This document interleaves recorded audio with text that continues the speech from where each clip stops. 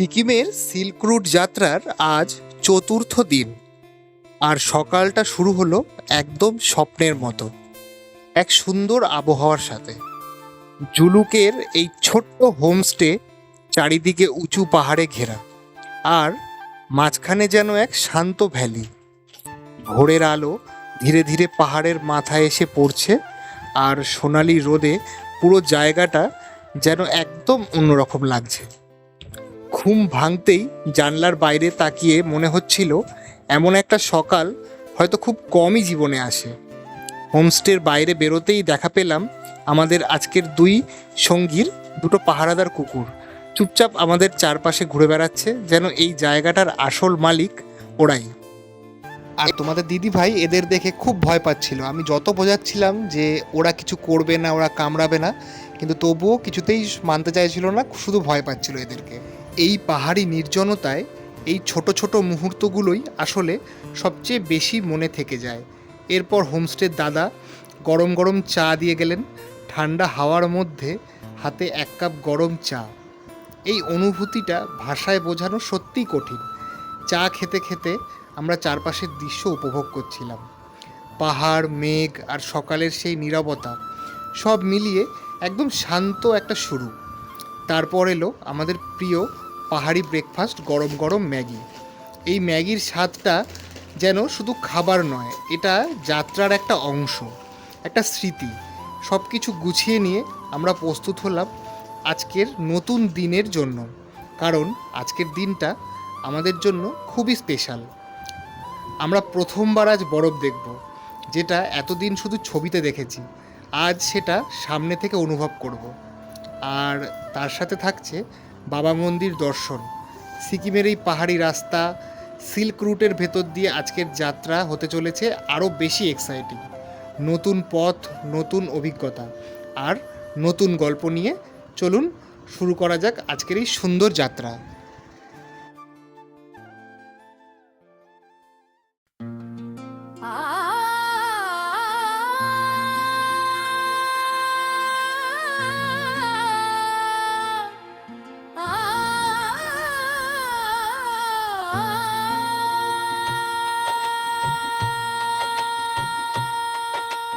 সকালবেলা ঠান্ডা হাওয়া, সূর্যের নরম আলো, জুলুকের সেই হোমস্টে ছেড়ে শুরু আজকের চলা।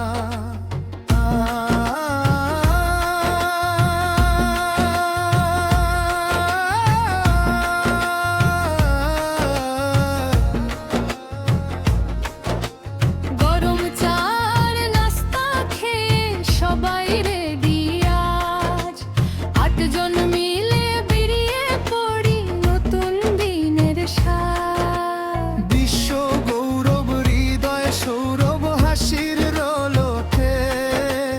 পাশে পায়েল, সুস্মিতা পায়েল, অপু গল্প চলে পথে। গাড়ি ছুটে আঁকা বাঁকা সিল্ক রুটের বুকে, এক একটা বাঁক যেন ছবি আঁকে চোখের সুখে।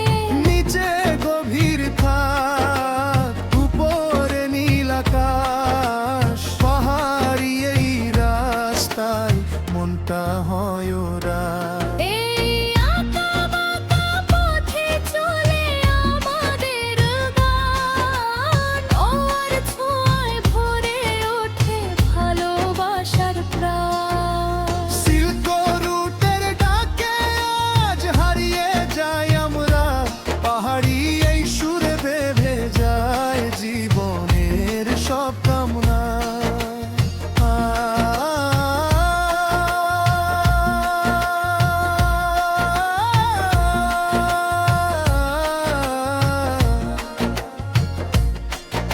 হাসির মাঝে খুশির ঢেউ ছড়িয়ে পড়ে মনে, এই অনুভূতি রয়ে যাবে সারা জীবন গানে।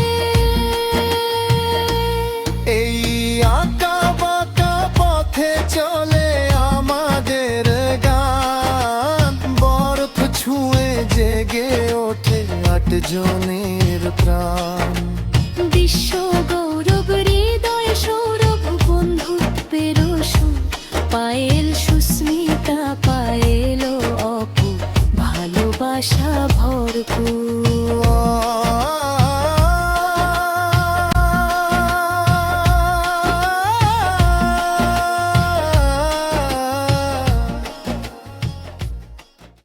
সিল্ক রুটের এই আঁকাবাঁকা পাহাড়ি পথ ধরে নিচ থেকে ধীরে ধীরে আমরা অনেকটাই উপরে উঠে এসেছি। আর এখন দাঁড়িয়ে আছি থাম্বি ভিউ পয়েন্টে, যেখান থেকে এই পুরো সিল্ক রুটটা এক নজরে দেখা যায়। একটার পর একটা জিগজ্যাগ রাস্তা পাহাড়ের গা বেয়ে নেমে গেছে। দেখলে মনে হয় যেন প্রকৃতির বুকের ওপর কেউ সুন্দর করে ছবি এঁকে রেখেছে। তবে আজকের আকাশটা একদম খেলায় মেতেছে। কখনো মেঘ সরে গিয়ে পুরো ভিউটা একদম পরিষ্কার হয়ে যাচ্ছে, আবার কিছুক্ষণের মধ্যেই সব কিছু ঢেকে যাচ্ছে সাদা মেঘের চাদরে। এই লুকোচুরি খেলার মধ্যেই জায়গাটার সৌন্দর্য যেন আরও বেড়ে যায়।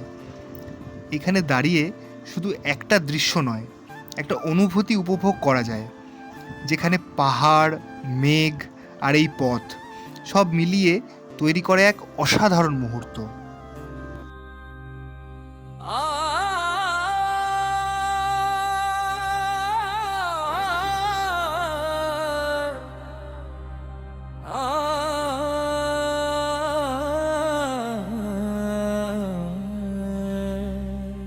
থাম্বি ভিউ পয়েন্ট পেরিয়ে ডাকে আরো দূর পথ। পাহাড় বলে এসো কাছে, খুলে দেয় নতুন রথ। আঁকা বাঁকা সেই রাস্তা বেয়ে চলি ধীরে ধীরে, চারিদিকে নীরবতা, হাওয়া বাজে নিড়ে। কখনো মেঘ ঢেকে দেয় চোখের সামনে দৃশ্য, আবার হাওয়ায় সরে গিয়ে দেখায় নীল দিশা। পাহাড়ি এই খেলায় মনটা ভাসে চুপে, মেঘের সাথে লুকোচুরি স্বপ্নগুলো রূপে। রাস্তার ধারে সাদা রঙে প্রথম ছোঁয়া পাই, বরফ এসে জানায় যেন আরো কাছে যাই। এই পথে চলি মেঘ ছুঁয়ে যায়, সাদা স্বপ্ন ডাকে আমায়। পাহাড়ি হাওয়ায় ভেসে ভেসে মনটা কোথায় হারায়।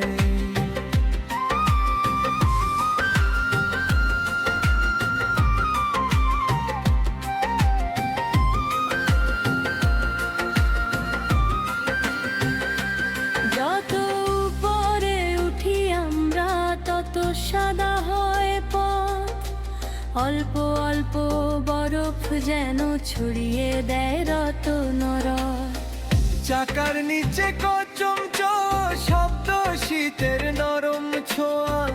এই দৃশ্যে হারিয়ে গিয়ে থেমে থাকে বেলা। ধীরে ধীরে চারিদিকে শুধু সাদা রং, পাহাড় উপত্যকা ঢেকে যায় নিঃশব্দের ঢং। আকাশ ছুঁয়ে দাঁড়িয়ে থাকে বরফ থাকা ঢাল। এই সৌন্দর্য ছুঁয়ে গিয়ে থেমে যায় সব কাল। থাম্বি ভিউ পয়েন্ট ছেড়ে আমরা এগিয়ে চলেছি বাবা মন্দিরের দিকে। পাহাড়ি এই রাস্তায় এগোতে এগোতে প্রথমেই চোখে পড়লো অল্প অল্প বরফ, কিন্তু যত উপরে উঠতে থাকলাম ততই সাদা বরফ বাড়তে লাগলো। একসময় পুরো এলাকাটাই ঢেকে গেল বরফের চাদরে। চারপাশের এই সাদা দৃশ্যটা যেন একেবারে অন্য জগতে নিয়ে গেল।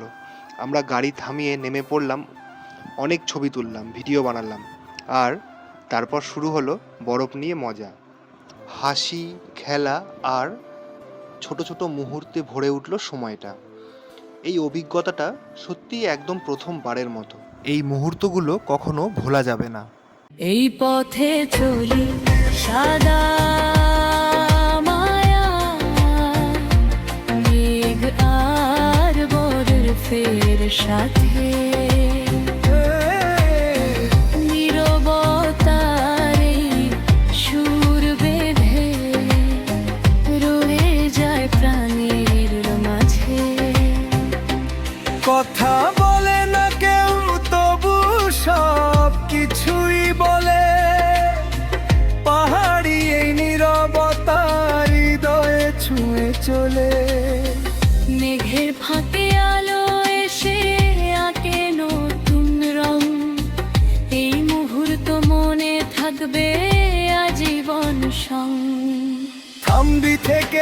সাদা পথে এই যাত্রার গান, পাহাড় মেঘ আর বরফ মিলে জুড়ে দিল প্রাণ। ফিরে গেলেও রয়ে যাবে সেই অনুভব, তাই সাদা পথে পাহাড় বুকে হারিয়ে যেতে চাই। আমরা এগিয়ে চলেছি বরফে ঢাকা এই পাহাড়ি পথে। গাড়ির সামনে শুধু সাদা রাস্তা, আর দুপাশে যতদূর চোখ যায় শুধুই বরফ। মনে হচ্ছে যেন আমরা কোনো স্বপ্নের ভেতর দিয়ে যাচ্ছি। এই সাদা নীরবতার মাঝে পৃথিবীটা যেন একটু ধীরে চলে। চারপাশ এতটাই নিস্তব্ধ যে শুধু হাওয়ার শব্দ আর গাড়ির চাকার আওয়াজই শোনা যায়। আর সেই মুহূর্তগুলোতেই বুঝতে পারি প্রকৃতি কতটা সুন্দর আর কতটা গভীর। এই যাত্রায় কোথায় পৌঁছাবো সেটা যেন ততটা গুরুত্বপূর্ণ নয়, বরং এই পথটাই আসল। এই বাঁক, এই দৃশ্য, এই অনুভূতিগুলোই আসল স্মৃতি হয়ে থেকে যায়। আমরা চলেছি ধীরে ধীরে এই সাদা রাস্তার ওপর দিয়ে, প্রতিটা মুহূর্তকে নিজের মতো করে অনুভব করতে করতে। কারণ এমন একটা পথ, এমন একটা অভিজ্ঞতা বারবার তো জীবনে আসে না। এই বরফে ঢাকা পথ শুধু একটা রাস্তা নয়, এটা একটা অনুভূতি, একটা গল্প যা মনে থেকে যাবে বহুদিন।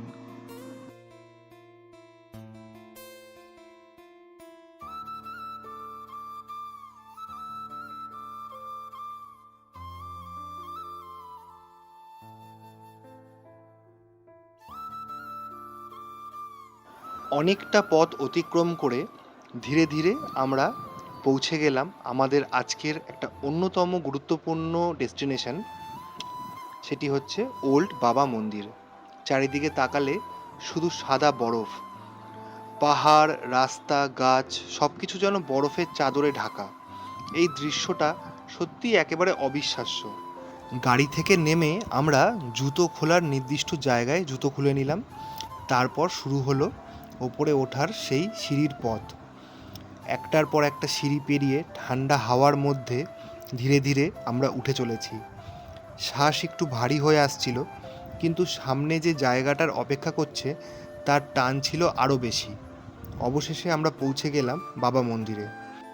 এই মন্দিরটি ভারতীয় সেনার এক সাহসী জওয়ান বাবা হরভজন সিংয়ের স্মৃতিতে তৈরি। এখানকার মানুষের বিশ্বাস তিনি আজও এই পাহাড়ি এলাকায় পাহারা দেন এবং সকলকে রক্ষা করেন। মন্দিরের ভিতরে ঢুকে আমরা দেখলাম ওনার ব্যবহার করা ইউনিফর্ম, ওনার মূর্তি এবং দৈনন্দিন জীবনে ব্যবহার করা অনেক জিনিসপত্র সুন্দর করে সাজিয়ে রাখা আছে।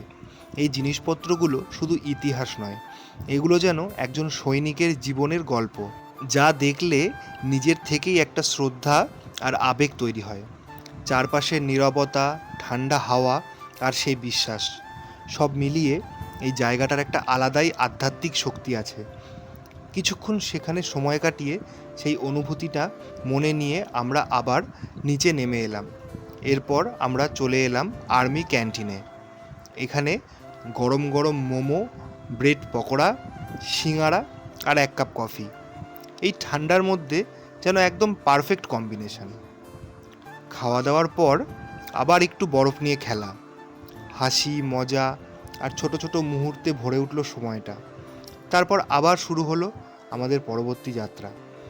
আজকের প্ল্যান ছিল নাথুলা যাওয়ার, পারমিটও হয়ে গিয়েছিল, কিন্তু প্রকৃতির নিজের কিছু প্ল্যান থাকে।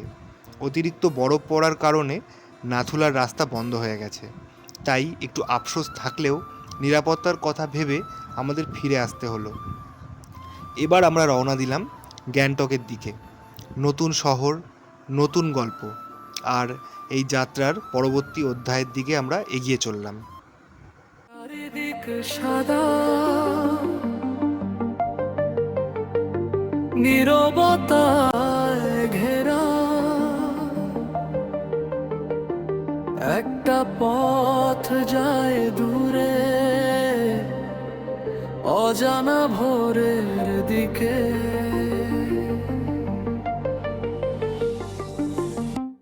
বরফে ঢাকা পাহাড় চুপচাপ দাঁড়ায়, মাঝখান দিয়ে পথটা কোথায় যে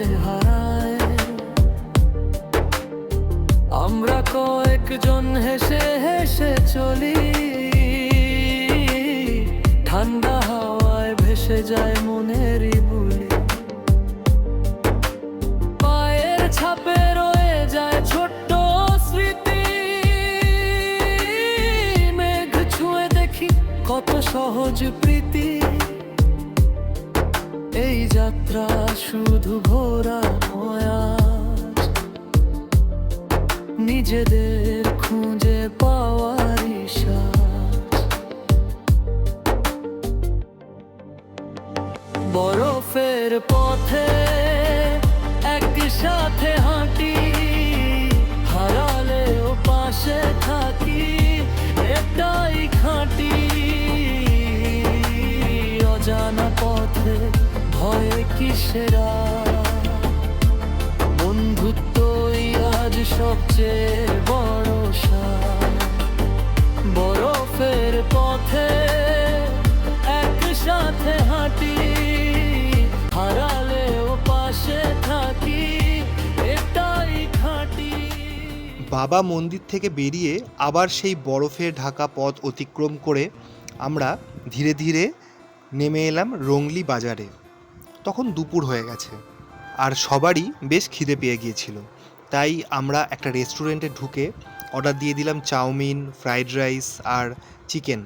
পাহাড়ি ঠান্ডার মধ্যে গরম গরম খাবারের স্বাদটাই আলাদা। সবাই মিলে ভাগ করে খাওয়া, হাসি আড্ডার মধ্যে সময়টা একদম সুন্দরভাবে কেটে গেল। এরপর মিষ্টি হিসাবে নিলাম পেস্ট্রি কেক, যেটা যেন এই সুন্দর লাঞ্চটাকে একদম পারফেক্ট করে দিল। কিছুটা সময় বিশ্রাম নিয়ে আবার আমরা প্রস্তুত হলাম পরবর্তী যাত্রার জন্য। রংলি বাজার ছেড়ে এবার আমরা রওনা দিলাম গ্যাংটকের পথে। নতুন শহর, নতুন অভিজ্ঞতা আর নতুন গল্পের খোঁজে। বাবা মন্দির থেকে যদি আমরা নাথুলা যেতে পারতাম তাহলে গ্যাংটক যাওয়া হয়ে যেত অনেক সহজ। অনেক কম রাস্তা অতিক্রম করেই আমরা গ্যাংটকে পৌঁছাতে পারতাম, কিন্তু যেহেতু আমরা নাথুলা যেতে পারিনি তাই আমাদের প্রায় 150 কিলোমিটার রাস্তা বেশি ঘুরে ঘুরে যেতে হলো। যে রাস্তায় আমরা জুলুক থেকে এসেছিলাম সেই রাস্তাতেই আবার আমাদের ফিরে যেতে হলো। যারা আমাদের ভিডিওটা প্রথম থেকে দেখছেন তারা তো জানেনই যে আমাদের গাড়ি খারাপ হয়ে গিয়েছিল। সেই খারাপ গাড়ি নিয়েই আমাদের সারা রাস্তা ঘুরতে হয়েছে। তো এই গ্যাংটক ফেরার সময়, মানে গ্যাংটক ঢোকার কিছুটা আগে আমাদের গাড়ি সারানো হয়। প্রায় 1 ঘন্টা আমাদের সেখানে দাঁড়িয়ে থাকতে হয়েছিল, তাই আমাদের গ্যাংটক পৌঁছাতে পৌঁছাতে অনেকটা রাত হয়ে যায়। দেখতেই পাচ্ছেন চারিদিকে অন্ধকার নেমে এসছে, পাহাড়ের গায়েই ছোট ছোট আলো, যেগুলো দেখতে অসাধারণ লাগে, যেগুলো ক্যামেরায় বোঝানো সম্ভব না, একমাত্র সামনে থেকে দেখলেই এর অনুভূতিটা নেওয়া যায়। তো এইরকম দৃশ্য দেখতে দেখতে আমরা গ্যাংটকের পথে রওনা দিলাম। আমাদের গ্যাংটক শহরে ঢুকতে ঢুকতে প্রায় রাত 8টা বেজে গিয়েছিল আর হোটেলে পৌঁছাতে রাত 8:30। গ্যাংটক শহরে পৌঁছানোর পর আরেকটা নতুন অভিজ্ঞতা আমাদের জন্য অপেক্ষা করছিল। এখানে বড় গাড়ি সরাসরি শহরের ভেতরে ঢুকতে পারে না, তাই আমাদের গাড়িটা স্ট্যান্ডেই রেখে দিতে হলো। এরপর আবার আমাদের নিতে হলো শেয়ার ট্যাক্সি, যেটা আমাদের পৌঁছে দেবে আমাদের হোটেলে। পাহাড়ি শহরের এই নিয়মটাই আলাদা। এখানে প্রতিটা জায়গার নিজস্ব একটা চলন ধরন আছে। ব্যাগপত্র নিয়ে আবার নতুন করে গাড়িতে ওঠা, আবার শহরের আলো ভরা রাস্তা দিয়ে এগিয়ে চলা, সব মিলিয়ে যাত্রাটা যেন এখানেও থেমে নেই, বরং নতুনভাবে শুরু হচ্ছে। সিল্ক রুটের এই সুন্দর যাত্রার আজই শেষ রাত, আর এই শেষ রাতে আমরা পৌঁছে গেছি গ্যাংটক শহরে। মনটা কেমন যেন হয়ে আছে, একদিকে নতুন শহরের এক্সাইটমেন্ট আর অন্যদিকে শেষ হয়ে যাওয়ার একটু কষ্ট। হোটেলে পৌঁছেই শুনলাম এখানকার মার্কেট খুব তাড়াতাড়ি বন্ধ হয়ে যায়, তাই আর দেরি না করে তাড়াতাড়ি রেডি হয়ে বেরিয়ে পড়লাম শেষ দিনের ছোট্ট ঘোরাঘুরির জন্য। কিন্তু বাইরে বেরিয়ে দেখি প্রায় সব দোকানপাটই বন্ধ, শুধু অল্প কিছু দোকান খোলা ছিল। সেখান থেকেই একটু আধটু কেনাকাটা করলাম, শেষ দিনের ছোট ছোট স্মৃতি জমিয়ে রাখার চেষ্টা। গ্যাংটক শহরটা সত্যিই অন্যরকম, রঙিন ফুলে সাজানো রাস্তা, পরিষ্কার শান্ত একটা ভাইব, যেন পুরো শহরটাই আপনাকে ধীরে ধীরে বিদায় জানাচ্ছে। রাতের গ্যাংটক আরও বেশি সুন্দর, আরও বেশি শান্ত। নরম আলোয় মোড়া এই শহরের রাস্তায় হাঁটতে হাঁটতে মনে হচ্ছিল, ইস, আরেকটু সময় যদি থাকতো। কিন্তু সময় তো কারোর জন্য থেমে থাকে না, আমাদেরও ফিরতে হলো, কারণ 9:30টার মধ্যে আমাদের ডিনার করতে হবে, হোটেলের রুলস। তাই আমরা যতটা সম্ভব তাড়াতাড়ি আশপাশটা একটু ঘুরলাম, একটু ছবি তুললাম, একটু ভিডিও তুললাম, তারপর আবার ধীরে ধীরে হোটেলের পথে রওনা দিয়ে দিলাম। ডিনারে ছিল ফ্রাইড রাইস আর চিকেন কষা। খুব সাধারণ একটা খাবার, কিন্তু আজকের দিনে এই খাবারের স্বাদটাও যেন একটু অন্যরকম। সব কিছু শেষ করে আমরা ঘুমিয়ে পড়লাম মনে হাজারটা স্মৃতি আর হাজারটা মুহূর্ত নিয়ে। কাল রাতে আমরা অনেকটাই লেট করে হোটেলে ফিরেছিলাম, তাই আমাদের রুমটা ঠিক করে দেখানো হয়নি। আজকে সেইটা একটু ভালো করে দেখিয়ে দিই। এই ছিল আমাদের হোটেলের রুম। খুব সুন্দর, পরিষ্কার আর গোছানো, একদম কমফোর্টেবল একটা ফিলিং। আর এই জানলাটা এই ট্রিপের সবচেয়ে সুন্দর জায়গাগুলোর মধ্যে একটা। জানলার বাইরে তাকালেই দেখা যাচ্ছে পুরো শহর, আর দূরে সেই পাহাড়, যেন সকালে উঠে একটা লাইভ পেন্টিং দেখছি। আজকে আমাদের ট্রিপের শেষ দিন, পঞ্চম দিন। মন একটু খারাপ লাগছে, কিন্তু আবার বাড়ি ফেরার একটা আলাদা অনুভূতিও আছে। সকাল সকাল উঠে আমরা সবাই রেডি হয়ে নিলাম, ব্যাকপ্যাক গুছিয়ে নিলাম আর নেমে গেলাম ব্রেকফাস্ট করতে।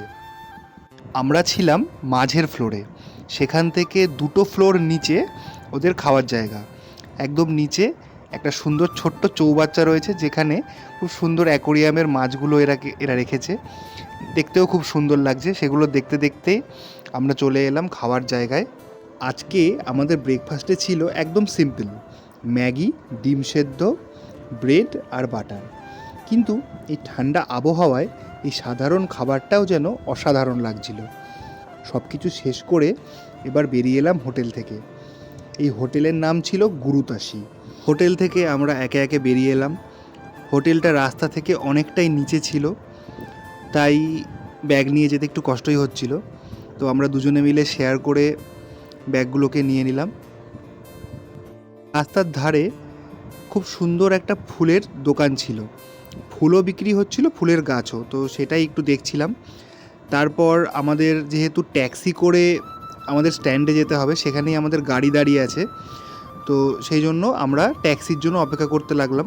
আমাদের যে ড্রাইভার, যে আমাদের সাথে 4 দিন ধরে রয়েছে, সেই বলেছিল যে ট্যাক্সি আলার সাথে কথা বলিয়ে দেবে, কিন্তু সে সেই মুহূর্তে বলছে যে আপনারা একটু নিজেরাই ঠিক করে নিন। তো সেই জন্য আমাদেরকে আবার নিজেদেরকেই ট্যাক্সি ভাড়া করে স্ট্যান্ডের জন্য রওনা দিতে হলো। গ্যাংটক শহরের হোটেল ছেড়ে আমরা বেরিয়ে পড়লাম আমাদের গাড়ি যে স্ট্যান্ডে রয়েছে সেখানের জন্য। হোটেল থেকে ট্যাক্সি স্ট্যান্ডের দূরত্ব বেশি নয়, ওই 1.5 কিলোমিটার মতো। তাই জন্য আমরা খুব তাড়াতাড়ি পৌঁছে গেলাম স্ট্যান্ডে। তারপর আর কি, যাত্রার শেষ বেলায় এসে সবারই একটু মন খারাপ, কিন্তু কিছু তো করার নেই, বাড়ি তো ফিরতেই হবে। তাই একটু মন খারাপ আর অনেকগুলো স্মৃতি নিয়ে আমরা নিউ জলপাইগুড়ির উদ্দেশ্যে গাড়িতে চেপে পড়লাম।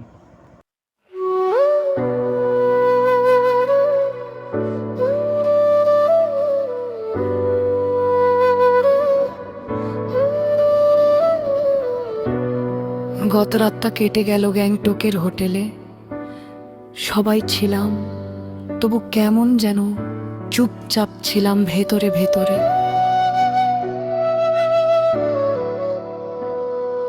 সকালে উঠে ব্যাগ গোছাতে গিয়েই মনে হলো, এই কয়দিন কি তাড়াতাড়ি কেটে গেল বলো।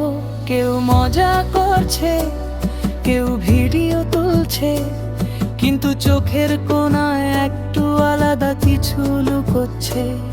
এই তো সেদিন ট্রেনে উঠেছিলাম, কত প্ল্যান, কত গল্প, কেউ জানতাম না এত সুন্দর হবে প্রতিটা মুহূর্ত। শিলারি গাঁওর সেই ঠান্ডা সকালটা মনে আছে, চুপচাপ দাঁড়িয়ে পাহাড় দেখছিলাম, কেউ কিছু বলছিল না পাশে। আজ ফিরতে হবে, এইটুকুই কষ্ট, মনটা পড়ে রইল এই পাহাড়ের রাস্তায়। একটু হাসির দিনগুলো মনে পড়ে বারবার, শেষ হয়ে গেলে মনে হবে আবার যাব আরেকবার।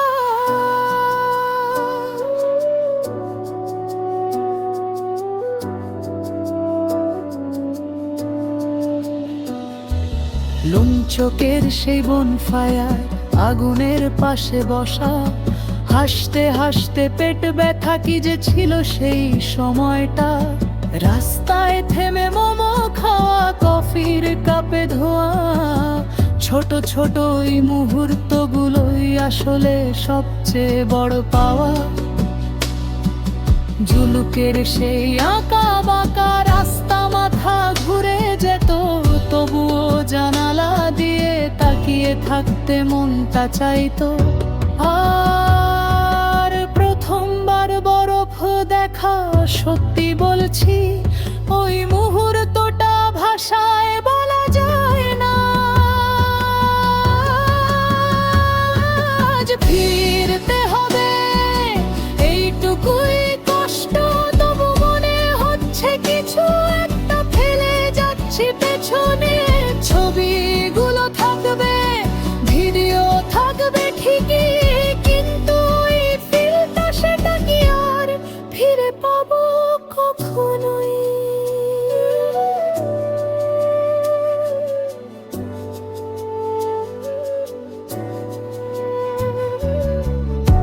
গাড়ি চলছে, তিস্তা পাশে জলটা বয়ে যায়, সবাই চুপচাপ, কেউ তেমন কিছু বলছে না আর। হয়তো সবার মাথায় একই কথা, আর একটু থাকলে কি এমন ক্ষতি হতো।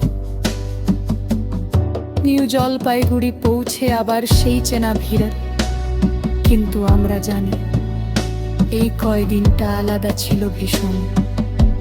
হয়তো আবার কোনোদিন যাব, আবার হবে প্ল্যান, তবু এই ট্রিপটা আলাদা করে থাকবে সবার প্রাণে। নিউ জলপাইগুড়ি থেকে আমাদের ট্রেন ছিল দুপুর 3টের সময়, আর ঠিক দুপুর 1:30 নাগাদ আমরা পৌঁছে গেলাম স্টেশনে। স্টেশনে পা রাখতেই একটা অদ্ভুত অনুভূতি হচ্ছিল। মনে হচ্ছিল এই তো সব কিছু ধীরে ধীরে শেষ হয়ে আসছে। কয়েকদিন আগেও আমরা কতটা এক্সাইটেড ছিলাম এই ট্রিপটা নিয়ে, আর আজ সেই ট্রিপের শেষ মুহূর্তগুলো গুনছি আমরা। ট্রেনের আগে একটু সময় ছিল, তাই আমরা ঠিক করলাম দুপুরের খাবারটা সেরে নিই। কেউ চিকেন থালি নিল, কেউ ফিশ থালি। খুব সাধারণ একটা লাঞ্চ, কিন্তু আজকে এই খাবারগুলোই যেন একটা আলাদা অনুভূতি ছিল। হয়তো কারণ এটা ছিল আমাদের এই ট্রিপের শেষ একসাথে বসে খাওয়া দাওয়ার মাঝেও হাসাহাসি চলছিল, গল্প চলছিল, কিন্তু এই হাসির আড়ালেও একটা চুপচাপ কষ্ট লুকিয়েছিল। কারণ আমরা সবাই জানতাম এই 5 দিনের অসাধারণ যাত্রাটা আজ শেষ হয়ে যাচ্ছে। প্রথম দিন সিলারিগাঁও, সেই শান্ত পাহাড়ি সকাল, তারপর লুংচকের নির্জন সৌন্দর্য, তারপর জুলুকের সেই অসাধারণ আঁকাবাঁকা রাস্তা, যেখানে প্রতিটা বাঁকে ছিল নতুন চমক, আর শেষ রাতটা গ্যাংটকের আলো ঝলমলে শহরে। একটা একটা করে সব স্মৃতি চোখের সামনে ভেসে উঠছিল। মনে হচ্ছিল, ইস, যদি আরেকটু সময় থাকতো, আরেকটা দিন, আরেকটা সকাল। কিন্তু সময় তো কারোর জন্য থেমে থাকে না। এর মধ্যেই ঘোষণা হলো ট্রেনও ছেড়ে দিল আমাদের তিস্তা তোরসা এক্সপ্রেস। ট্রেনে উঠে যে যার সিটে বসে পড়লাম। সেকেন্ড এসিতে আমাদের সিট টিকিট কাটা ছিল। শুরুর দিকে আবার গল্প, আড্ডা, হাসি, কিন্তু ধীরে ধীরে সবাই চুপচাপ হয়ে গেল। মাঝে মাঝে শুধু জানলার বাইরে তাকিয়ে থাকা, দেখছি মাঠ, নদী, গাছ, জঙ্গল সব কিছু পেছনে ফেলে ট্রেনটা এগিয়ে চলেছে। ঠিক তেমনই এই কয়েকদিনের মুহূর্তগুলো যেন ধীরে ধীরে দূরে সরে যাচ্ছে। তবুও কিছু স্মৃতি আছে যেগুলো কখনো দূরে যায় না, মনের কোথাও চিরকাল থেকে যায়। গল্প করতে করতে আবার সেই একই প্রশ্ন, আবার কবে এরকম ট্রিপে বেরোবো, আবার কবে পাহাড় ডাকবে আমাদের? এই প্রশ্নগুলোর উত্তর হয়তো তখন আমাদের কাছে ছিল না, কিন্তু ইচ্ছে ছিল। আবার কোনো একদিন ঠিক ফিরবো এই পথেই, এই পাহাড়েই। আমরা যেহেতু রাতের খাবার আগে থেকে কিছু ব্যবস্থা করে রাখিনি, তাই জোম্যাটো থেকে অর্ডার দিয়েছিলাম। প্রথমবার এরকম ট্রেনের মধ্যে জোম্যাটো থেকে অর্ডার দিলাম। এর আগে তো বাড়িতে বসে অর্ডার দিয়েছি, তো ট্রেনে অভিজ্ঞতাটাও হয়ে গেল। জোম্যাটো থেকে অর্ডার দিয়েছিলাম আমরা, মালদা টাউনে আমাদের খাবার দিয়ে গেল। আমরা এক একজন এক এক রকম আলাদা আলাদা খাবার অর্ডার দিয়েছিলাম, সবাই মিলে ভাগ করে খেলাম। কেউ দিয়েছিল ফ্রাইড রাইস, চিলি চিকেন, কেউ চাউমিন, কেউ বিরিয়ানি, কেউ হাক্কা নুডলস। তো সবাই আমরা ভাগাভাগি করে খেলাম। খাবারগুলো খুব সুন্দর ছিল, বিরিয়ানিটাও অসাধারণ করেছিল, আর fried rice, chilli chicken, chowmein প্রত্যেকটা খাবারই খুব সুন্দর করেছিল। আমরা 9টার মধ্যেই খাওয়া দাওয়া সেরে নিয়েছিলাম, কারণ আমাদের সময় খুব কম। রাত্রি 2টোর সময় ব্যান্ডেলে আমাদের ট্রেন পৌঁছানোর কথা, তাই তাড়াতাড়ি খাওয়া দাওয়া করে যে যার মতো একটু নিজের সিটে শুয়ে আমরা রেস্ট নিয়ে নিলাম। ট্রেনটা লেট করেই চলছিল, এক একটা স্টেশনে অনেকক্ষণ করে দাঁড়াচ্ছিল। ট্রেনটা একটু লেট চলছিল বলে আমাদের পৌঁছাতেও একটু লেট হলো, যদিও তাতে কোনো অসুবিধা আমাদের হয়নি। চেনা স্টেশনগুলো একটা একটা করে পার করতে করতে আমরা ব্যান্ডেলের দিকে এগিয়ে চলেছি। ব্যান্ডেলে ঠিক রাত 2:30-এর সময় আমাদের ট্রেন এসে পৌঁছালো। তারপর আমরা একটু অপেক্ষা করলাম, কারণ রাত্রি 3টের সময় ছিল আমাদের কাটোয়া লোকাল। সেই ট্রেনে উঠে আমরা ধীরে ধীরে বাড়ির দিকে রওনা হলাম। শরীরটা ক্লান্ত ছিল, কিন্তু মনটা ভরা ছিল হাজারো স্মৃতিতে। এইভাবেই শেষ হলো আমাদের সিল্ক রুটের যাত্রা। 5টা দিন, অসংখ্য মুহূর্ত, হাসি, আনন্দ, ক্লান্তি আর অজস্র গল্প। হয়তো এই যাত্রা আজ শেষ, কিন্তু এই অনুভূতি, এই স্মৃতি আমাদের সাথে থেকে যাবে সারা জীবন। কিছু যাত্রা সত্যিই শেষ হয়, কিন্তু তার গল্পগুলো কখনোই শেষ হয় না। যেহেতু আমরা মাঝরাতে নেমেছি, তাই আমাদের আগে থেকে টোটো বলাই ছিল, তো সেই টোটো চেপে আমরা বাড়ি চলে এলাম। প্রথম থেকে যারা আমাদের এই ভিডিওগুলো দেখছেন তাদের অসংখ্য ধন্যবাদ। ইউটিউব থেকে দেখে থাকলে, সাবস্ক্রাইব করা না থাকলে অবশ্যই সাবস্ক্রাইব করে দেবেন, আর ফেসবুক থেকে দেখলে, ফলো করা না থাকলে অবশ্যই ফলো করে দেবেন। আজকের মতো ভিডিওটা এখানেই শেষ করলাম। সবাই ভালো থাকবেন, সুস্থ থাকবেন।